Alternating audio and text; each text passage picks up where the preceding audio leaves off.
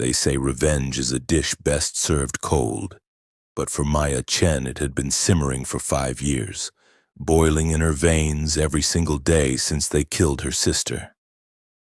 Tonight that wait was finally over. 5 years earlier, Amara Chen died in a warehouse in Seoul. At least that's what Maya had been told, what she'd believed all this time. The FBI report said it was gang violence, that she happened to be in the wrong place at the wrong time. Case was closed. But the truth was so much worse, and Maya was about to discover just how deep the lies went. The fluorescent lights hummed as Maya sat in the conference room at the FBI headquarters, her heart hammering. 37 months as a field agent, 18 months in organized crime, and not a single day when she didn't think about her sister. "This is a suicide mission," Special Agent Thomas Crawford said, drumming his thick fingers against the manila folder on the table. "We're talking about the Seoul Underground, human trafficking rings with connections that go all the way to the top." He paused. "Let's just say they have friends in high places." Maya kept her face neutral. She'd been waiting for this, 5 years of training, positioning herself for exactly this moment. Crawford clicked to the next slide and a photograph appeared on the screen. Lee Min-jun, 32 years old, devastatingly handsome with sharp cheekbones and dark eyes that seemed to look right through you. "He inherited his father's organization 3 years ago," Crawford continued. "Lee Tae-yang was one of the most brutal traffickers in East Asia before he died under mysterious circumstances." Maya's jaw tightened. She knew all about Lee Tae-yang, had memorized every detail of his operation, including the warehouse where her sister died. "Min-jun has expanded everything," Crawford said. "Trafficking routes into 6 countries now. Over 200 women moved through his network in the past 2 years alone. 200 families destroyed, 200 sisters gone, just like Amara. We need someone inside," Crawford said, looking directly at Maya. "The auctions happen monthly, high-value targets only, women who match very specific preferences. You fit the profile perfectly." The room went silent. "I'll do it," Maya said immediately. Crawford's eyes narrowed. "Agent Chen, you haven't even heard the full details." "I said I'll do it," Maya repeated. Special Agent Park Ji-woo leaned forward. "Do you understand what you're volunteering for? Once you're in, there's no extraction unless we can build a case that could take months, even years." "I understand," Maya said. Crawford studied her for a long moment, and Maya fought the urge to look away. She'd gotten good at lying over the years, to her supervisors, to her mother, who still cried herself to sleep, to herself when she promised this wasn't just about revenge.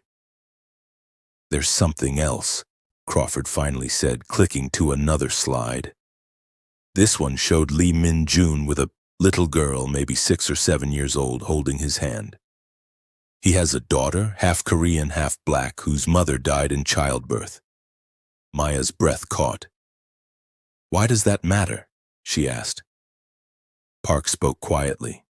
"Because it means he has a type, and you look exactly like what he's looking for." 3 weeks later, Maya found herself in a room that smelled like expensive perfume and cheap fear. She sat on a velvet bench with 7 other women, wrists bound with a silk rope that was clearly just for show. They'd been brought here in the back of a refrigerated truck, stripped of everything, given expensive dresses that felt more like burial shrouds. A woman with platinum blonde hair and dead eyes walked down the line, inspecting each woman like livestock. When she reached Maya, she paused. "You're the new one," she said in accented English, "the FBI agent." Maya's blood turned to ice. The woman laughed. "Relax, I'm not going to tell anyone. It's more entertaining this way. But let me give you advice. Lee Min-jun isn't what you think he is. No one who comes out of his house is ever the same." The door opened and classical music drifted in along with male voices speaking Korean, Chinese, Russian. the universal language of money and power. Remember, the blonde woman told them all, smile, look graceful, don't speak unless spoken to, and pray your buyer is kind. One by one, the women were led out. When Maya's turn came, her legs barely held her. The auction room was smaller than expected, intimate even, with dark wood paneling and crystal chandeliers. About 30 men sat in leather chairs with drinks, watching the stage like they were shopping for furniture. Maya was led to the center platform, spotlights blinding her, but she could feel every eye on her. The auctioneer began speaking in Korean. Maya caught some of it. 26 years old, American, excellent health, no family ties. That last part was a lie. She had a mother who would never stop mourning, but to these men she was nobody, completely disposable. The bidding started at $50,000 and climbed quickly, 60, 70, 85,000. Maya scanned the room, trying to identify Lee Min-jun from the photos. Then she saw him. He hadn't been there before, she was sure of it, but now he stood at the back, having just entered. Taller than she expected, wearing a black suit that probably cost more than her annual salary. His assistant, a hard-looking man with a scar on his jaw, whispered something to him. Lee Min-jun's eyes found hers across the room, and Maya's heart stopped. There was something in his gaze, not the predatory hunger of the other men, but something else entirely, almost like recognition, but that was impossible. The bidding reached 120,000. Lee Min-jun raised his hand. 200,000. The room went completely silent. The auctioneer seemed shocked. $200,000 going once. An older Russian man raised his paddle. 225. Lee Min-jun didn't even glance at him. 500,000. Everyone gasped. Maya's knees nearly buckled. $500,000 for her. The auctioneer's voice shook. 500,000, going once, going twice. No one else dared to bid. Sold to Mr. Lee. This was it. 5 years of waiting, planning, burning with rage, and now she was face to face with the man whose family destroyed hers. Guards moved to escort her off stage, but Lee Min-jun held up his hand. He walked to the platform himself, his footsteps echoing in the silent room. When he reached her, he was close enough that she could smell his cologne, expensive and cedar-scented. He studied her face for a long moment. "What's your name?" he asked in perfect English. "Maya," she managed to say. "Maya," he repeated slowly, like he was tasting the word. His eyes narrowed slightly. "That's a beautiful name." He turned to leave, but then paused. He leaned close to his assistant and whispered something in Korean that Maya couldn't quite catch. The assistant's eyes went wide, then shifted to Maya, and he smiled. It was not a kind smile at all. As guards pulled Maya toward the exit, she caught one last glimpse of Lee Min-jun watching her leave, his expression completely unreadable. But there was something in his eyes that made her blood run cold. He knew something about her. And as the door closed and she was led down a dark hallway toward whatever came next, Maya realized with terrifying clarity that she might have walked into a trap far more dangerous than any FBI operation could have prepared her for. Because Lee Min-jun hadn't just bought her at that auction, he'd been waiting for her. The drive through Seoul was surreal, a blur of neon lights and shadows. Maya sat in the back of a black Mercedes, 2 guards on either side of her, neither one speaking or even looking at her. Her wrists were still bound, though the silk ropes were more symbolic than functional. Through the tinted windows, she watched the city transform as they drove. From the seedy entertainment district where the auction had been held, through increasingly upscale neighborhoods until finally they were in Gangnam, where towers of glass and steel dominated the skyline. The car descended into an underground parking garage that looked more like an art installation than a place to park cars, all white marble and indirect lighting. They stopped in front of a private elevator. One of the guards grabbed Maya's arm roughly and yanked her out of the car. She stumbled, catching herself against the door. "Hey!" she protested. "Move!" he grunted in heavily accented English. But before he could pull her again, another voice cut through the garage, sharp and authoritative, speaking rapid Korean. Lee Min-jun's assistant appeared from the elevator, the one with the scar. He walked directly up to the tattooed guard and said something that made the man's face go pale. The guard immediately released Maya's arm and stepped back, bowing his head. The assistant turned to Maya, his expression unreadable. "Mr. Lee has instructed that you be treated with respect," he said in perfect English. "These men forgot themselves. It won't happen again." Maya stared at him, trying to process what she was hearing. Treated with respect. She'd just been purchased at a human trafficking auction. "What's your name?" she asked. "You can call me Choi," the assistant said. He produced a small knife and in one smooth motion cut the silk ropes binding her wrists. "Please, Mr. Lee is waiting." The elevator ride felt like an eternity, even though it took less than a minute. Maya's mind raced, trying to reconcile what she was seeing with what she'd expected. The FBI briefing had painted Lee Min-jun as a monster, a man who bought and sold women like commodities, who'd expanded his father's brutal empire. But monsters didn't instruct their guards to show respect to their victims, unless it was all an act, some kind of game. The elevator opened directly into a penthouse that looked like it belonged in an architecture magazine. Floor-to-ceiling windows offered a panoramic view of Seoul's skyline.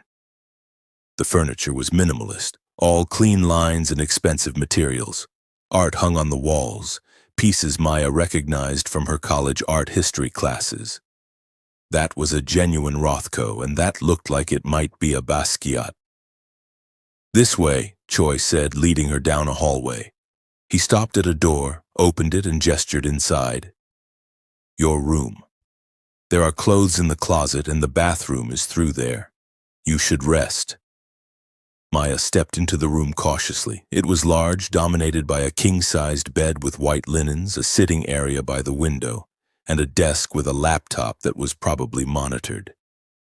"Wait," she said, turning back to Choi. "My room? I don't understand."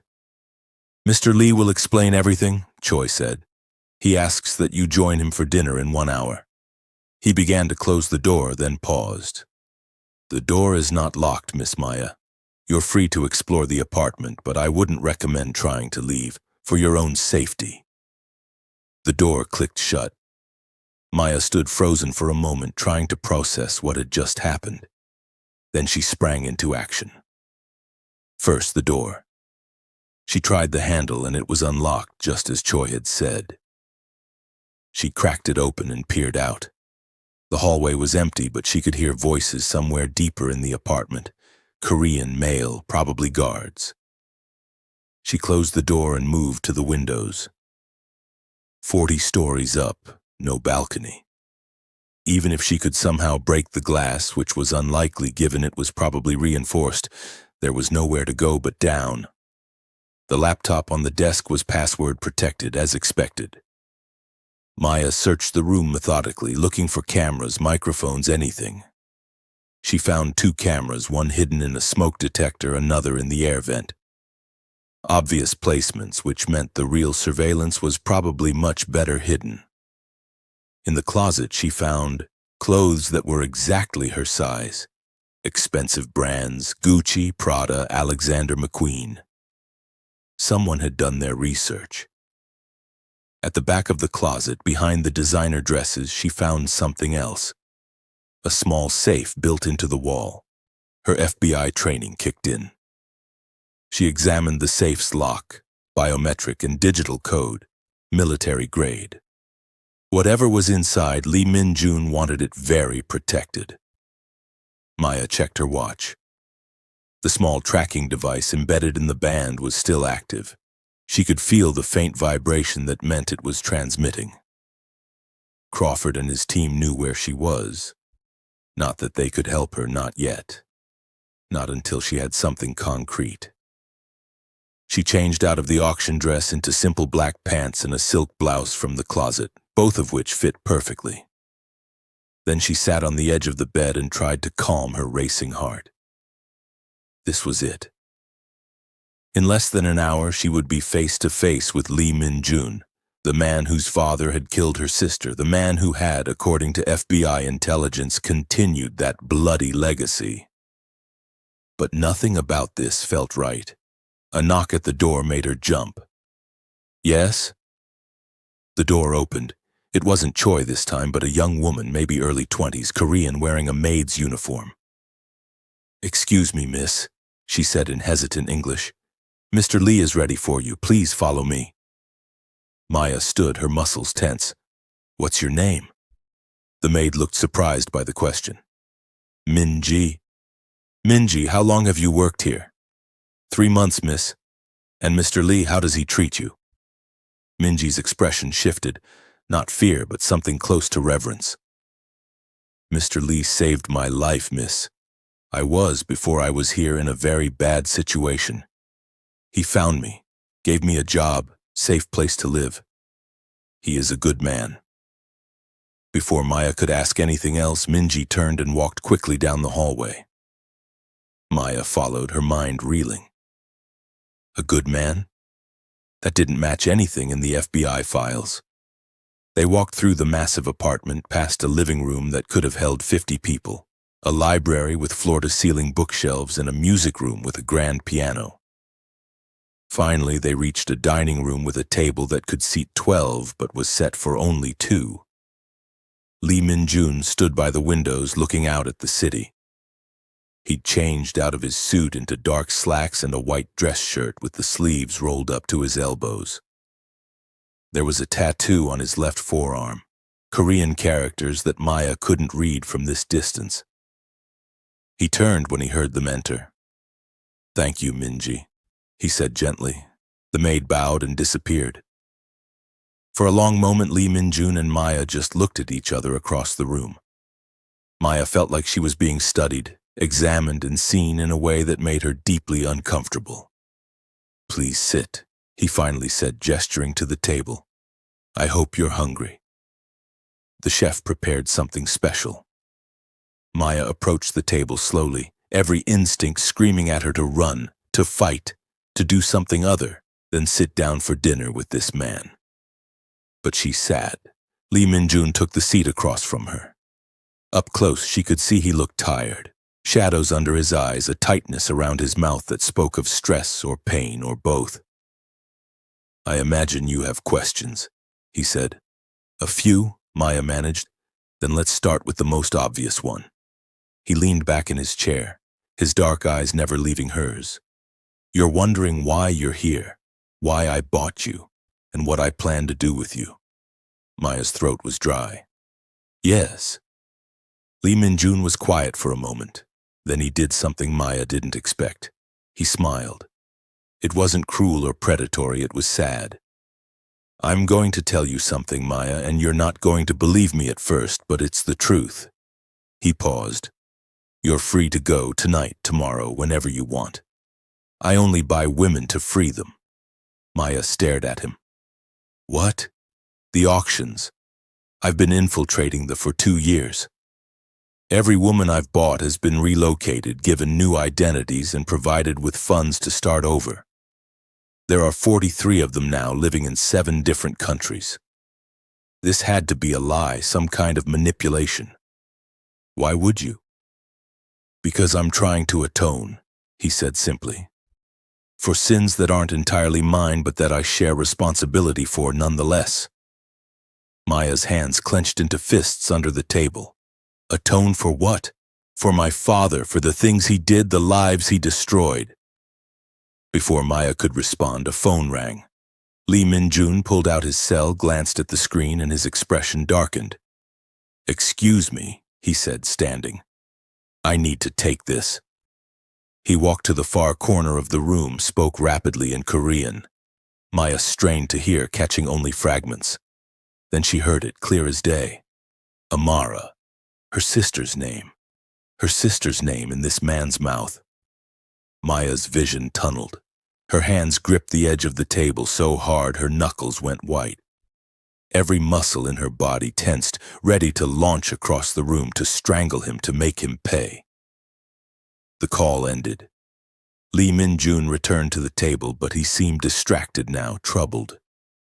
"I apologize," he said. "Business matters. Where were we?" "You were telling me about atonement," Maya said, her voice remarkably steady, considering she was barely holding herself together. "For your father's sins." Yes, he sat down again, running a hand through his hair. "My father was a monster. I won't make excuses for him. He built an empire on suffering, and I was complicit. For years I told myself I was just following orders, that I was preparing to take over so I could change things from the inside. But the truth is, I was a coward." "What changed?" Maya asked, though she wanted to scream. "Who is Amara? Why did someone say her name?" "A girl," Lee Min-jun said quietly. "5 years ago. My father ordered her killed because she was a witness to one of our operations. I tried to stop him. I failed." Maya's heart stopped beating. "She died," he continued, staring at his hands like they were covered in blood. "And everything I'd told myself, all the justifications, all the plans to change things, eventually they turned to ash. I realized I couldn't wait anymore. Couldn't make excuses anymore." "What was her name?" Maya whispered. "The girl." Lee Min-jun looked up at her, and there was something in his eyes, recognition, suspicion. "Why do you want to know?" "Because Maya's voice caught. She couldn't do this, couldn't sit here and play dinner theater with her sister's killer. "I need to use the bathroom." She stood abruptly, her chair scraping against the floor. "Down the hall, third door on the right," Lee Min-jun said, watching her carefully. Maya walked as calmly as she could until she was out of the dining room. Then she ran. She found the bathroom, locked the door, and gripped the edge of the sink, trying to breathe through the panic attack that was clawing up her throat. He knew Amara. He'd just admitted to being there when she died. But he'd also said he tried to stop it. Was that true, or was it just another lie, another manipulation? Maya splashed cold water on her face, stared at her reflection in the mirror. Her sister's eyes stared back. They'd always looked alike, she and Amara. Same dark eyes, same high cheekbones, same stubborn chin. Is that why he'd bought her? Because she reminded him of Amara? She needed to get back out there, needed to keep him talking, keep gathering information. That was the mission. That was why she was here. When Maya returned to the dining room, Lee Min-jun was standing by the windows again, his phone pressed to his ear. He was speaking Korean, his voice low and urgent. He ended the call as she approached. "Is everything all right?" she asked. He turned to face her, and the look in his eyes made her blood run cold. "Maya," he said slowly, "I need to ask you something, and I need you to answer honestly." Her heart hammered. "Okay. Have we met before?" "No," she lied. He studied her face for a long moment. "Are you sure? Because you look incredibly familiar. Your face, your voice, even the way you move." He paused. "You remind me of someone." Maya forced herself to meet his gaze. "Who?" Lee Min-jun opened his mouth to answer. Then the lights went out. Not just in the apartment, but the entire building, and from what Maya could see through the windows, at least a dozen other buildings in the area. "Choi!" Lee Min-jun shouted. The assistant appeared within seconds, flashlight in hand, weapon drawn. He spoke rapidly in Korean. Lee Min-jun's face went hard. "How many?" "At least 6, Choi responded in English, probably for Maya's benefit. "Maybe more. They cut the power to the entire block." "Who?" Maya asked, but even as she said it, she knew. This wasn't a normal power outage. Someone was coming for them. Lee Min-jun grabbed her arm, not roughly but firmly. "Come with me. Now." "Wait, what's happening?" Someone knows you're here, he said, pulling her toward a door she hadn't noticed before, hidden in the wood paneling. And they're not coming to rescue you. He opened the door, revealing a stairwell that descended into darkness. After you, he said. Maya looked at him, then at Choi, whose weapon was trained on the main entrance to the apartment. What if I don't come with you, she asked. Then you'll die in the next 5 minutes, Lee Min-jun said flatly. Your choice. From somewhere in the apartment, Maya heard the sound of breaking glass. They were inside. She ran into the stairwell. Lee Min-jun followed, slamming the door behind them. Maya heard an electronic lock engage, biometric probably, like everything else in this building. Down, he ordered. Keep moving, don't stop no matter what you hear. They descended in darkness, their footsteps echoing off concrete.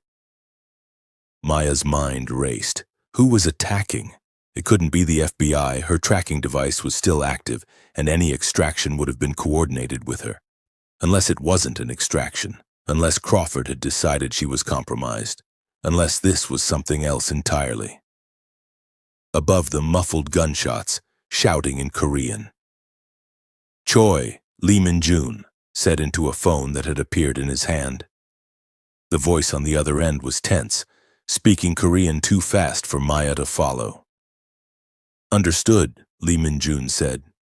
Fall back to the secondary position, Lee Min-jun ordered into the phone. Don't engage unless, but whatever Choi said next made him stop talking completely. His face went pale. Say that again. Whatever Choi said made Lee Min-jun stop walking. He grabbed Maya's shoulder, pulled her to face him in the dim emergency lighting of the stairwell. The men who are in my apartment right now, he said. They're wearing FBI jackets. Maya's world tilted. That's impossible. That's what Choi said. Lee Min-jun's eyes bored into hers. You're FBI, aren't you? There was no point in lying anymore. Yes. Did you know about this? Is this your extraction? No, I swear I had no idea.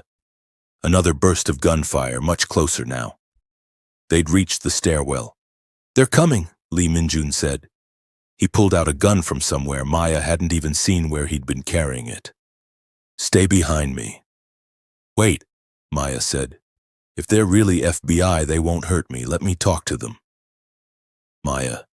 He turned to look at her, and there was something in his eyes that made her breath catch. Those aren't the FBI. They're wearing FBI jackets, but they're not here to rescue you. They're here to kill us both. How do you know? The door above them exploded inward. Men poured into the stairwell, 4, 5, 6 of them. Black tactical gear, FBI jackets, assault rifles. They didn't call out a warning, didn't identify themselves, didn't do any of the things actual FBI agents would do. They just started shooting. Lee Min-jun grabbed Maya and threw them both against the wall, using his body to shield hers as bullets sparked off the concrete around them. He returned fire, precise, controlled shots that sent 2 of the attackers tumbling down the stairs. Move! He shouted at Maya. They ran. Down, down, down the stairwell, at least 20 flights. Maya's lungs burned, her legs screamed. Behind them, the footsteps of their pursuers echoed. They burst out of a door into another underground parking garage, not the one they'd entered through, but something else, older, darker. A car was waiting, not one of the luxury vehicles from upstairs, but a nondescript sedan with tinted windows. Get in, Lee Min-jun shouted. Maya dove into the passenger seat. Lee Min-jun slid behind the wheel and the engine roared to life before her door was even closed. They peeled out of the garage just as their pursuers emerged from the stairwell. Bullets shattered the back window. Lee Min-jun drove like he was trying to kill them both, whipping through narrow alleyways, running red lights, taking turns that had Maya gripping the door handle hard enough to leave marks. Only when they'd put at least 3 miles between themselves and the building did he slow down, pulling into the covered parking of what looked like a 24-hour grocery store. He killed the engine, sat back, and let out a long, shaky breath. Are you hurt? he asked without looking at her. Maya checked herself. A few scrapes from the concrete wall, nothing serious. No, I'm fine. They sat in silence for a moment, both of them coming down from the adrenaline. Those weren't the FBI, Maya finally said. No, Lee Min-jun agreed. But someone wanted it to look like they were. Someone who knew you were there, someone who knew exactly where to find us. Maya's mind raced. Her tracking device. Someone had been monitoring it. But who? Crawford? Someone else in the bureau? I need to contact my handler, she said. I need to find out what's happening. Your handler might be the one who just tried to kill us, Lee Min-jun pointed out. He wasn't wrong. Maya turned to look at him, really look at him for the first time since the auction. This man, who was supposed to be a monster, who'd just used his own body to shield her from bullets, who'd saved her life. Why did you protect me? She asked quietly. Lee Min-jun finally turned to meet her gaze. Because I know exactly who you are, Maya. I've known since the moment I saw you at the auction. Maya's breath caught. What? Your name isn't just Maya, he said. It's Maya Chen. And 5 years ago, your sister Amara Chen died in a hospital after surviving an attack by my father's organization. The world stopped spinning. How? Maya couldn't form words. Lee Min-jun reached into his jacket and pulled out his phone. He opened a photo and showed it to her. It was Amara, her sister, alive, smiling, standing next to Lee Min-jun. This was taken 6 hours before she died, he said quietly. I took her to the hospital myself, stayed with her until his voice broke. Until someone came.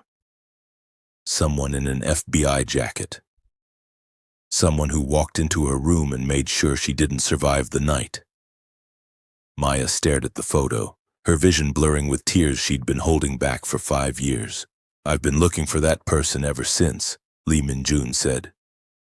The FBI agent who killed your sister.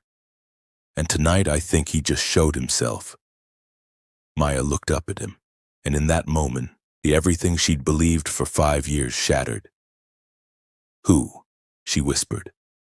Lee Min-jun's expression was grim. The person who sent you here, he said. The person who knew exactly where to find us tonight. The person who wanted us both dead to keep his secret safe.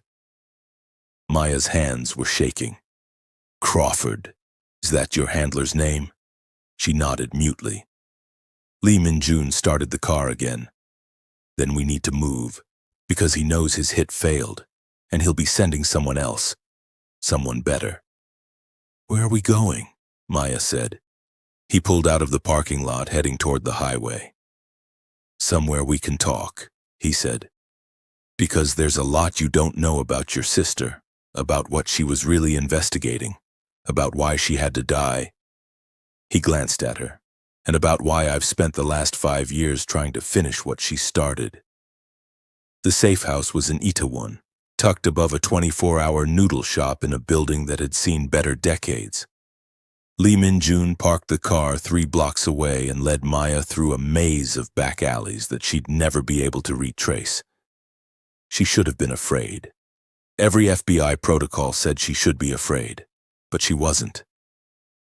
The apartment was small, maybe 600 square feet total, with barred windows and furniture that looked like it had been salvaged from a college dorm.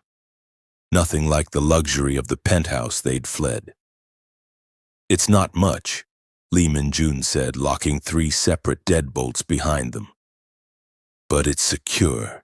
No one knows about this place except me and Choi. Choi, Maya said suddenly. Is he? He's fine. He got out through a different exit. He'll meet us here once he's sure he wasn't followed. Lee Min-jun moved to the window, checked the street below. We have maybe an hour before we need to move again. Crawford's people are good. Maya stood in the middle of the tiny living room, her mind still reeling from everything that had happened in the past 3 hours. The auction, the dinner, the attack, the photograph of her sister. Show me the picture again, she said. Lee Min-jun pulled out his phone, handed it to her without a word. Maya stared at the image. Amara looked so alive in this photo, smiling, her arm around Lee Min-jun's shoulders like they were old friends. She was wearing a hospital gown, but someone had draped a jacket over her shoulders. Lee Min-jun's jacket, Maya realized. He looked younger in the photo, his face less hard, but his eyes held the same shadows. When was this taken? Maya asked, her voice barely above a whisper. June 17th, 5 years ago, around 8 p.m. She'd been stable for about 2 hours. The doctor said she'd need surgery, but she was going to make it. Maya's hands trembled. All these years, she'd believed Amara died instantly in the warehouse. The FBI report, Crawford's report, had said the wounds were fatal. No mention of a hospital, no mention of those 6 hours where her sister had been alive, fighting, surviving. Why did you take her to the hospital? Maya asked. You could have just left her there. Lee Min-jun's fingers paused over the keyboard of the laptop he'd opened on the desk. Because I looked at her and saw myself. Another person destroyed by my father's empire. And I was so tired, Maya, so tired of watching people die. But you said you tried to stop it at the warehouse. I did. I failed. Tell me, Maya said. She moved closer to him. Tell me exactly what happened that night. Everything. Lee Min-jun closed his eyes for a moment, and when he opened them, Maya saw something raw and painful there. My father had a shipment coming in, he began. Women from Nigeria being routed through South Korea to China. But there was a problem. The local contact who was supposed to receive them got arrested 3 days before. The women were stranded at a warehouse in Incheon. Maya's breath caught. Incheon. The FBI report had said nothing about Incheon. My father decided it was too risky to move them. They were now witnesses to his operation. He ordered all of them killed. Lee Min-jun's voice cracked. There were 15 women in that warehouse. Maya, 15. Amara was one of them? No, he shook his head. She was working that night, doing late deliveries near the port. She pulled up to the warehouse to drop off a shipment, some kind of industrial supplies. Wrong place, wrong time. When she went inside to get a signature for the delivery, she saw them. 15 terrified women locked in a back room. She saw my father's men guarding them with guns. She tried to leave, pretending she saw nothing, but one of the men noticed her expression, said she'd seen too much. They grabbed her phone, found that she'd already sent a text to someone, probably calling for help. My father made the decision right there. She'd seen the operation. She had to die with the others. My father sent 6 men to handle it, Lee Min-jun continued. I was supposed to supervise, make sure the job was done cleanly, but when I got there and saw all those women, saw Amara begging for their lives, telling us she wouldn't say anything, I couldn't. He stopped, his voice breaking. I tried to negotiate with my father over the phone, told him we could just let them go, move the operation, that they didn't really see enough to connect anything back to us. He refused, said I was weak, that I'd never be able to lead if I couldn't make hard decisions. So what did you do? I called in a raid, Lee Min-jun said quietly. Anonymously. The police were there in 8 minutes, but my father's men started shooting the moment they heard sirens. Maya closed her eyes. She could picture it, the chaos, the terror, the blood. 13 women died in that warehouse, Lee Min-jun said. 2 escaped in the confusion. And Amara, his voice broke again. Amara had been shot twice in the chest, but she was still breathing. I picked her up and ran, got her to the nearest hospital. Why? Maya demanded. Why risk that? Your father must have been furious. Because I couldn't watch another person die. Lee Min-jun turned to look at her, and there were tears in his eyes. I couldn't. I stayed with her until the doctors said she was stable, then I left to deal with my father's rage. And someone killed her while you were gone. Yes. Maya wanted to hate him, wanted to hold on to the 5 years of anger and grief and rage she'd cultivated. But looking at him now, seeing the guilt and pain etched into every line of his face. "The man in the FBI jacket," she said. "You saw him?" "Not clearly. Amara's room had a security camera, but the footage was corrupted, almost like someone knew exactly where the cameras were." Lee Min-jun pulled up something on his laptop. "But I have this." He turned the screen toward her. It showed grainy hospital security footage. A hallway, timestamp reading 10:47 p.m. A figure walked into frame, face obscured by the angle and the baseball cap he wore.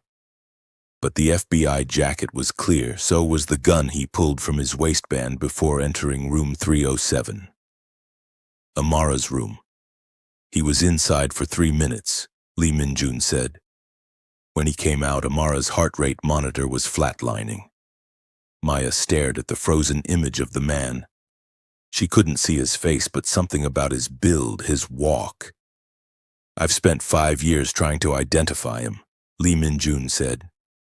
"I had investigators look into everyone at the FBI field office in Seoul, dozens of agents.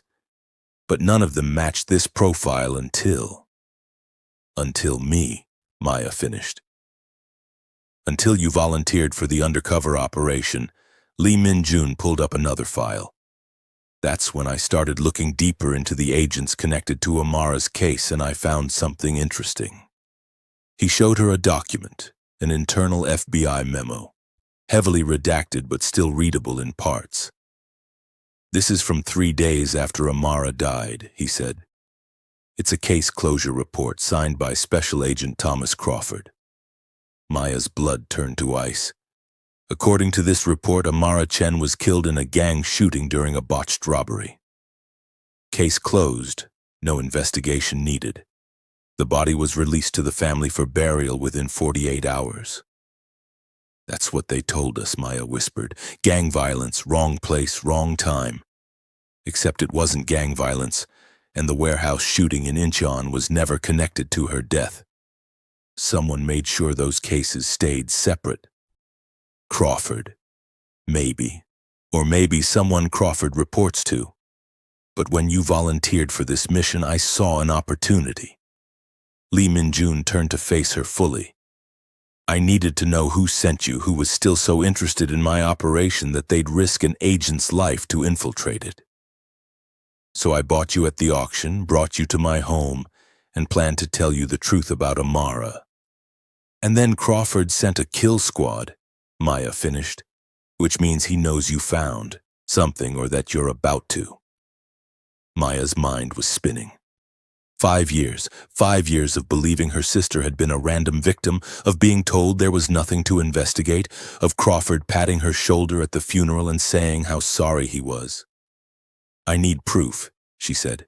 "I need concrete evidence that Crawford was involved." "I have proof," Lee Min-jun said. "I just didn't know who to trust with it until now." He opened a drawer in the desk and pulled out a USB drive. "What's on that?" Maya asked. "Everything I've collected over the past 5 years. Financial records showing payments from trafficking operations to offshore accounts, communications between my father's organization and someone inside the FBI. And," he paused, "your sister's personal investigation." Maya felt like she'd been punched in the gut. What? Amara wasn't just a good Samaritan who tried to help Maya. She was investigating trafficking operations for months before she died. She had a whole case file. That's impossible. Amara was a social worker who worked with refugees. And some of those refugees were trafficking victims. Lee Min-jun interrupted. She started noticing patterns, women disappearing, stories that didn't add up. So she started digging, and she got too close to something big. He plugged the USB drive into the laptop and opened a folder labeled Amara Chen Personal Files. Maya's vision blurred with tears as she saw her sister's handwriting in the document titles. Research notes, interview transcripts, and photos. "How did you get this?" she asked. She had a backup drive hidden in her apartment. I found it 6 months after she died when I was going through her things trying to understand what she'd been working on. Lee Min-jun pulled up one of the documents. Read this. It was dated May 15th, 5 years ago, a month before Amara died. Interview with Source A, Nigerian woman aged 24, trafficked through Seoul to China. Escaped from the warehouse in Incheon. Maya's hands shook as she read her sister's notes. Source A claims she was held with approximately 20 other women. Korean men in suits visited regularly. She describes one older man with a distinctive gold watch, always present during the selection process. One younger man seemed uncomfortable, argued with the older man in Korean. Source A overheard conversation, understood some Korean from previous job. Younger man said, "We should let them go." The older man responded, "You're weak, just like your mother." Source A claims that the younger man helped her escape during a police raid. Gave her money, told her to run and never come back to Korea. Maya looked up at Lee Min-jun. This woman, did she survive? Can we find her? His expression was grim. She was murdered 2 weeks after giving this interview, made to look like a drug overdose. Crawford. Probably. Maya kept reading. The deeper she went into Amara's files, the clearer the picture became. Her sister hadn't just stumbled into a trafficking operation. She'd been actively investigating a network that spanned 3 countries and involved dozens of powerful people, including, apparently, members of law enforcement. One document made Maya's blood run cold. FBI corruption investigation. Confidential met with Agent P today. He confirmed my suspicions. There's someone inside the Seoul field office protecting trafficking operations. He's been investigating internally for months but hasn't been able to identify who. Agent P thinks it's someone high up, someone with access to case files and field operations, someone who can make evidence disappear. He's offered to help with my investigation but warned me to be careful. Said that if the wrong person finds out what I'm looking for, I'll end up in a ditch somewhere. I told him I wasn't afraid. I think that might have been a lie. Agent P, Maya said. Do you know who that is? Lee Min-jun shook his head. I've gone through every FBI personnel file from that time period, and 7 agents have last names that start with P. 4 of them are still active. 3 are dead. 2 in the line of duty, 1 from cancer. Could be a fake initial, a code name. Maybe. Maya continued reading, her heart breaking with every entry. Amara had been so close to exposing everything. And then, the entries stopped. June 15th was the last date, 2 days before she died. Final entry. Big breakthrough. Agent P came through with access to the secure server. Found communications between someone with an FBI email address and a known trafficking organizer. Messages discuss shipment arriving June 17th, Incheon warehouse. This is it. This is the proof we need. Agent P wants to coordinate a raid, but I told him no, too risky. If the corrupt agent finds out, they'll move the operation. Better to go myself, document everything, then bring in outside authorities. Mom called today, asked me to come home for a visit. I told her that soon, once this case is closed, once these women are safe. I keep thinking about what Agent P said, that I could end up in a ditch. But I can't stop now. These women are counting on me. If anything happens, I've hidden copies of all my files. Maya will know where to look. The document ended there. Maya was crying now, tears streaming down her face. Her sister had known she was in danger and kept going anyway. I never found the other copies, she whispered. Amara died and I looked through her apartment, her computer, everything. I never found any investigation files because Crawford got there first, Lee Min-jun said gently. He cleaned the scene before you ever had a chance. She was trying to save those women and he killed her for it. Yes. Maya wiped her eyes, fury replacing grief. Then we finish what she started. We expose Crawford, bring down everyone he's been protecting, and we make sure Amara didn't die for nothing. Lee Min-jun studied her face for a long moment. You understand what that means? Going up against a high-ranking FBI agent? He has resources, connections, and power. He'll come at us with everything he has. Good, Maya said coldly. Let him come because I've spent 5 years training, preparing, waiting for this. And now I know who I'm really fighting. A phone buzzed. Lee Min-jun checked it, a text from Choi. He's in position outside, says the street is clear for now. Lee Min-jun looked at Maya. We should move. We're not safe here for long. Where are we going? Somewhere we can plan, somewhere Crawford won't think to look. He shut down the laptop and pocketed the USB drive. But first, there's something you need to see. What? Lee Min-jun hesitated. Amara's backup files aren't the only thing I have. There's something else. Something I've been keeping in a secure location. What is it?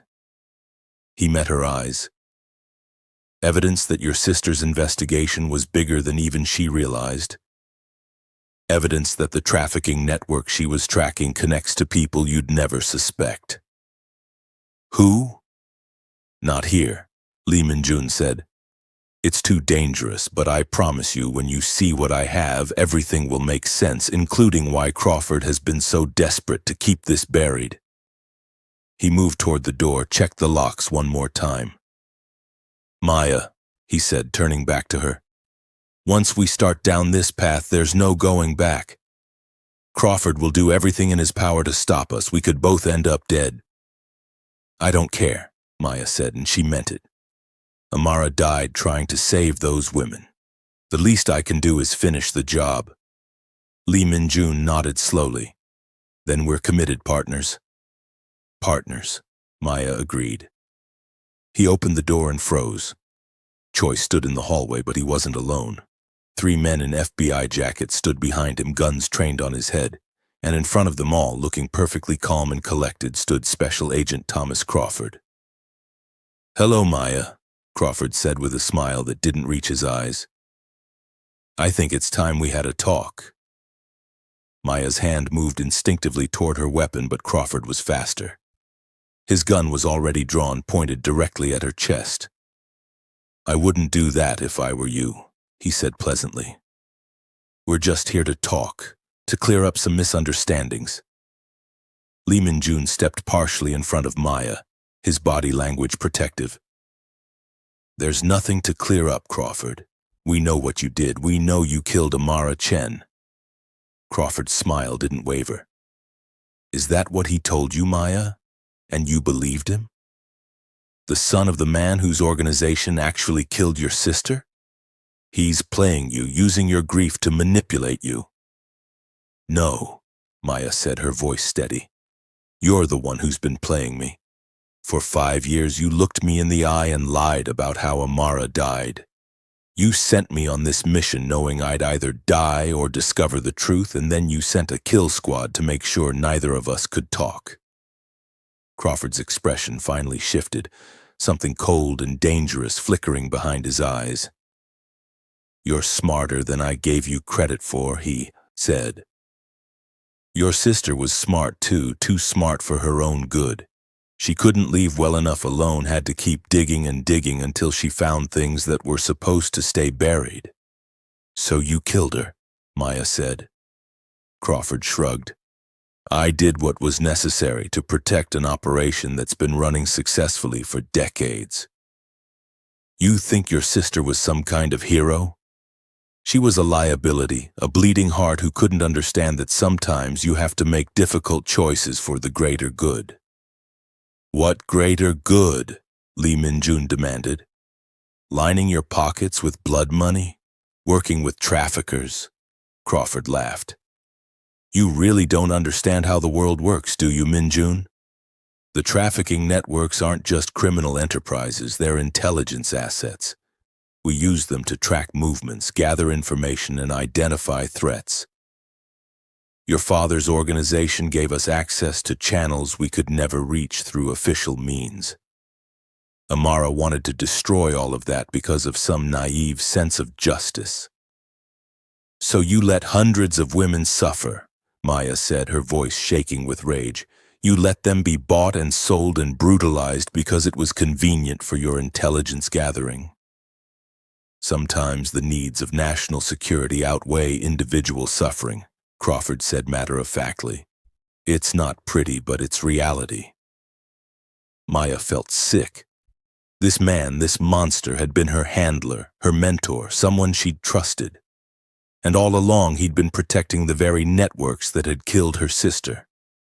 The USB drive, Crawford said, his tone shifting back to business. I assume Min-jun showed you Amara's files. I need you to give me that drive and any copies you've made. And if we refuse, Lee Min-jun asked, then my men will kill you both right here, Crawford said simply, and I'll spin it as a tragic end to an undercover operation gone wrong. FBI agent killed by the crime lord she was investigating. Very sad, very heroic. She'll probably get a posthumous medal. You won't get away with this, Maya said. We've already sent copies of everything to journalists, to other law enforcement agencies. By morning, everyone will know what you've done. Crawford's smile returned. No, you haven't, because if you had, you wouldn't still be here. You'd be in a secure location with protection, not hiding in a safe house in Itaewon. You're bluffing, Maya, and we both know it. He was right, and Maya hated it. They'd been so focused on survival, they hadn't thought far enough ahead. Give me the drive, Crawford repeated, his voice harder now. And I might let you live. You'll have to disappear, of course, leave Korea, never come back. But alive is better than dead, wouldn't you say? Before anyone could respond, Choi made his move. He'd been standing perfectly still, appearing defeated, but Maya saw it now. The subtle shift in his weight, the calculation in his eyes. In one fluid motion, he drove his elbow back into the gut of the man behind him, grabbed the man's gun as he doubled over and fired twice. The other two guards went down. Crawford spun toward him, but Lee Min-jun was already moving, tackling Crawford to the ground. The gun went off, the bullet embedding itself in the ceiling. Maya dove for one of the fallen guard's weapons, came up with it, and pointed at Crawford, who was now pinned beneath Lee Min-jun. Don't move, she said, her voice deadly calm. Crawford laughed, even with a knee in his back and a gun to his head. You think this changes anything? I have people everywhere, in the FBI and the Korean police and government offices across 3 countries. Kill me and you'll be hunted for the rest of your lives. Maybe, Lee Min-jun said, pulling plastic zip ties from Choi's tactical vest and binding Crawford's wrists. But at least the world will know the truth about what you did. Choi was checking the downed guards. 2 dead, 1 unconscious, he reported in Korean, then English. We need to move. Backup will be coming. Lee Min-jun hauled Crawford to his feet. You're coming with us, he said. You're our insurance. They moved quickly, Lee Min-jun and Choi half dragging Crawford down the stairs and into the alley where Choi had a van waiting. Maya kept her weapon trained on Crawford the entire time, her finger resting lightly on the trigger. Part of her wanted to pull it, wanted to end this right here, wanted to make him pay for Amara. But that wasn't justice. That was revenge. And Amara had died trying to bring justice to people who'd been denied it. She wouldn't dishonor her sister's memory by becoming a murderer. They drove for 20 minutes, Choi at the wheel, Lee Min-jun and Maya in the back with Crawford between them. Where are we going? Maya asked. Lee Min-jun's secure location, Choi said. The place where he's been keeping the rest of the evidence. The van pulled into what looked like an abandoned factory on the outskirts of the city. Inside, behind false walls and hidden doors, was a room that looked like something from a spy movie. Computer servers, filing cabinets, walls covered with photographs and documents connected by a red string. This is where I've been building the case against everyone involved in my father's network, Lee Min-jun explained. Not just the traffickers, but their enablers, their protectors, people like Crawford. It's everything. Financial records, witness statements, recorded conversations, and physical evidence. It's enough to bring down the entire operation. Maya walked along the walls, seeing her sister's photograph pinned up among dozens of others. Victims, witnesses, and people whose lives had been destroyed by this network. And there, in the center of it all, was Crawford's photo with lines connecting him to nearly every major player. "How long have you been working on this?" she asked. "Since the day my father died," Lee Min-jun said. "I killed him 6 months after Amara, made it look like a rival hit. Then I took over the organization with a goal to tear it down from the inside. Every woman I've bought at those auctions, every file I've stolen, every witness I've relocated, it's all been building toward this moment." Crawford laughed from where Choi had tied him to a chair. "You really think you're the hero of this story, Min-jun? You're a murderer, a criminal, the son of a monster. Nothing you do will ever wash that blood off your hands." "You're right," Lee Min-jun said quietly. "I can never undo the things I've done, the people I've hurt when I was following my father's orders. But I can make sure no one else suffers the way they did. I can make sure men like you don't get to hide behind badges and authority while you profit from human misery." "We need to upload all of this," Maya said, pulling out her phone. "Every news outlet, every law enforcement agency, we flood them with so much evidence they can't ignore it or bury it." Already set up, Lee Min-jun moved to one of the computers. "I've been preparing for this for months. We just needed the final piece, proof of FBI corruption at the highest levels." He gestured to Crawford. "And now we have it." They spent the next hour uploading files, sending encrypted packages to journalists across 3 continents, to Interpol, to the Korean National Police, to the U.S. Department of Justice. Every piece of evidence Amara had gathered, everything Lee Min-jun had collected, all of it flooding out into the world where Crawford couldn't stop it. Maya found her sister's final investigation report and made sure it went to every major news outlet with a note. This woman died trying to expose a trafficking network protected by corrupt FBI agents. Her name was Amara Chen, and she deserves to be remembered as a hero. As they worked, Crawford's confidence began to crack. "You're destroying decades of intelligence work," he said, his voice rising.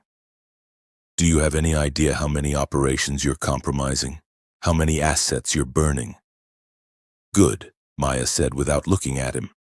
"If those operations require human trafficking to function, they deserve to be destroyed." Lee Min-jun hit the final upload button. "It's done," he said. "Everything's out there now, no way to stop it." They stood in silence for a moment, the weight of what they'd just done settling over them. Somewhere out there, files were being opened, journalists were reading documents that would end careers and start investigations, and a network that had operated in shadows for decades was being dragged into the light. Crawford slumped in his chair. "You've killed me," he said flatly. "When my superiors find out what I've done, what I've protected." "Actually," Lee Min-jun said, "you killed yourself the moment you decided protecting your operation was more important than protecting victims. We just made sure everyone else knows it too." Choi's phone buzzed. He checked it, his expression grim. "News is breaking," he said in English. "Multiple outlets are running stories about FBI corruption and trafficking networks. It's everywhere." Lee Min-jun turned to Maya. "We need to get you somewhere safe. Once this fully hits, every intelligence agency in 3 countries is going to be looking for you." "I'm not running," Maya said. "I'm going to testify at every trial, every hearing, every investigation. I'm going to make sure everyone knows what Amara was trying to do and who killed her for it." Lee Min-jun studied her face.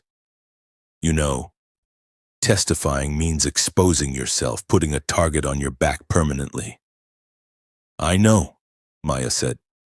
But Amara didn't die so I could hide. She died trying to save people who couldn't save themselves, and if I don't finish what she started, then her death means nothing. Crawford laughed bitterly. Such noble sentiments. Let's see how noble you feel when you're spending the next decade in courtrooms and safe houses, always looking over your shoulder, never able to live a normal life. Maybe I won't have a normal life, Maya said, finally looking at him. But at least I'll be able to look at myself in the mirror, which is more than you'll ever be able to do. She turned to Lee Min-jun. What about you? What happens to you after all this? I'll testify too, he said, against everyone in my father's organization, everyone who's still operating. Then I'll probably spend the rest of my life in prison for the crimes I committed before I decided to become a whistleblower. You saved my life tonight, Maya said quietly. You've spent 5 years trying to atone for your father's sins. That has to count for something. Maybe, Lee Min-jun said with a sad smile. Or maybe this is exactly the punishment I deserve, living long enough to see the empire I was raised to inherit completely destroyed. Choi interrupted. Police are responding to reports of the shootout at the safe house. We need to leave. What do we do with him? He nodded toward Crawford. Call the Korean National Police, Lee Min-jun said. Tell them we have a corrupt FBI agent in custody and we're willing to hand him over along with evidence of his crimes, but only if they guarantee protective custody for both of us until we can testify. Choi made the call. The conversation was long, heated, and conducted entirely in Korean. Finally, he hung up. They're sending a unit, no lights, no sirens. They want this kept quiet until they can verify the evidence. How long? 20 minutes, maybe less. Those 20 minutes felt like an eternity.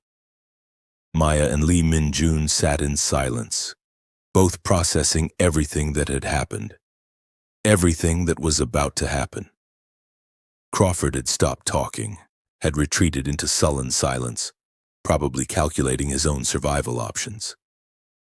When the Korean police finally arrived, it was with an entire tactical unit, heavily armed officers surrounding the building before anyone approached the door. Lee Min-jun and Maya walked out with their hands visible, no weapons, no sudden movements. Behind them, Choi dragged Crawford, still zip-tied and defeated. Captain Kim Jae-won of the Korean National Police Anti-Corruption Unit approached, his expression skeptical. You're claiming you have evidence of a multinational trafficking network protected by American FBI agents, he said in English. That's an extraordinary claim. I have extraordinary evidence, Lee Min-jun replied. And I'm willing to give you everything, full cooperation, full testimony on one condition. What condition? You protect Maya Chen. She's an FBI agent who was sent undercover without knowing she was being set up to die. She deserves immunity for anything that happened during this operation. Captain Kim looked at Maya. Is this true? Were you sent here to infiltrate the Lee organization? Yes, Maya said. But I didn't know until tonight that my handler was the one protecting the network I was supposed to infiltrate. He killed my sister 5 years ago to keep his operation secret, and when I got too close to the truth, he tried to kill me too. Captain Kim studied them both for a long moment, then gestured to his officers. Secure the suspect, he said, pointing at Crawford. And these two, protective custody, separate vehicles, no communication until we can sort this out. As officers moved to comply, Lee Min-jun caught Maya's arm.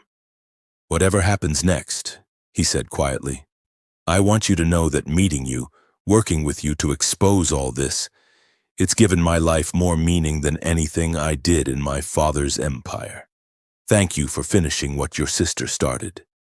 Thank you, Maya said, her voice thick with emotion, for trying to save her when no one else would, for spending 5 years seeking justice for someone you barely knew.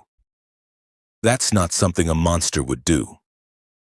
I'm not a monster anymore, Lee Min-jun said. I'm not sure what I am, but I'm not that. They were separated then, put into different vehicles and driven to different locations. Maya found herself in a secure interview room at Korean National Police Headquarters, questioned for hours by rotating teams of investigators. She told them everything, from Crawford's initial briefing to the auction to the attack at the penthouse to finding Amara's files. She showed them the tracking device in her watch, proved she'd been on an official FBI operation, and gave them every detail she could remember. Meanwhile, across Seoul, Lee Min-jun was going through the same process, his testimony corroborating Maya's, adding details she didn't know, providing context she couldn't have. And in a third location, Crawford was being interrogated by people much less sympathetic than the ones questioning Maya and Lee Min-jun. By morning, the story had exploded across international news. FBI agent accused of protecting trafficking network. Secret Korean investigation exposes decades of corruption. Heir to crime empire turns whistleblower. Headlines in a dozen languages, photographs of Crawford being led away in handcuffs, speculation running wild about how deep the conspiracy went. Maya was released after 72 hours with an official apology from the FBI director himself, who flew to Seoul specifically to deliver it. "Agent Chen," he said, his face grave, "I cannot express how deeply sorry I am for what happened to you and your sister. A full investigation is underway, and I promise you everyone involved will be held accountable."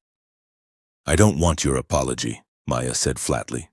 "I want reform, I want oversight, I want to make sure no other agent is ever sent on a mission as corrupted as mine was, and I want my sister's name cleared officially. She wasn't a victim of gang violence. She was a hero who died investigating crimes your agency should have been stopping." The director nodded. "All of that will happen, you have my word." Maya didn't believe him. Not entirely, but she accepted it. Words were cheap. Actions would matter. Lee Min-jun's situation was more complicated. He'd admitted to multiple crimes, including murder, his father's murder to be specific, and while his cooperation was valuable, he was still technically a criminal. The Korean prosecutors offered him a deal: testify against everyone in his father's organization, help dismantle the trafficking networks completely, and they'd recommend a reduced sentence. He took the deal. The trials took months. Maya testified at 7 different proceedings, recounting her story over and over until it became almost mechanical. Lee Min-jun testified at even more, his insider knowledge proving invaluable in securing convictions. Crawford fought the charges initially, claiming immunity, claiming he'd been running a sanctioned intelligence operation. But the evidence was overwhelming, and eventually he took a plea deal to avoid life in prison. 25 years for his role in Amara's death and the deaths of countless trafficking victims. It wasn't enough. Could never be enough. But it was something. Throughout all of this, Maya and Lee Min-jun were kept separate, security protocols preventing any contact between witnesses. But they exchanged letters through their lawyers, brief notes that said everything that couldn't be said in official testimony. Maya wrote about how exposing the truth had given her closure, about how she'd visited her mother and finally been able to tell her what really happened to Amara. Lee Min-jun wrote about how testifying felt like shedding skin, like becoming someone new. When the trials finally ended, Lee Min-jun was sentenced to 7 years in a Korean prison, a remarkably light sentence considering his crimes. His cooperation was very valuable. Maya attended the sentencing, sitting in the back of the courtroom. When it was over and he was being led away, he caught her eye and smiled, a real smile, warm and genuine and free of the shadows that had haunted him.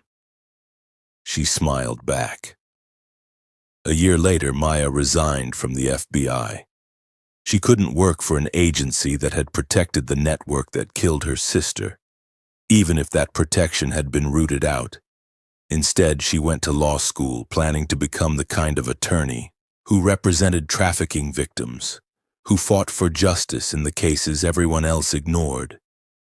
She visited Lee Min-jun every month. They talked about everything and nothing about the lives they'd had and the lives they were building. About Amara and the women she'd tried to save. About redemption and whether it was really possible for someone like him. "I think redemption isn't about erasing what you've done," Maya told him during one visit. "It's about spending every day trying to be better than you were yesterday." "If that's true, then I'm redeemed a little more each day," Lee Min-jun said. "Because every morning I wake up and choose to be different from my father." "That's all any of us can do, really," Maya said. "Choose to be better." 5 years after the auction that had brought them together, Lee Min-jun was released early for good behavior and continued cooperation with ongoing investigations. Maya was there waiting outside the prison when he walked out into bright soul sunlight. He looked different, lighter somehow, like he'd left the weight of his father's empire behind those walls. "So," she said, smiling at him, "what does freedom feel like?" "Strange," he admitted. "Like I don't know who I'm supposed to be anymore." "That's okay," Maya said, falling into step beside him. "We can figure it out together." They walked through Seoul, two people who'd been brought together by tragedy and stayed together through its aftermath, partners in the truest sense. Lee Min-jun started a foundation using what little remained of his father's wealth, dedicated to helping trafficking victims rebuild their lives. Maya worked with him, using her legal skills to represent the women the foundation served. They didn't call it romance, not exactly. It was deeper than that. Something built on shared trauma and shared purpose, on understanding what it meant to choose redemption every single day.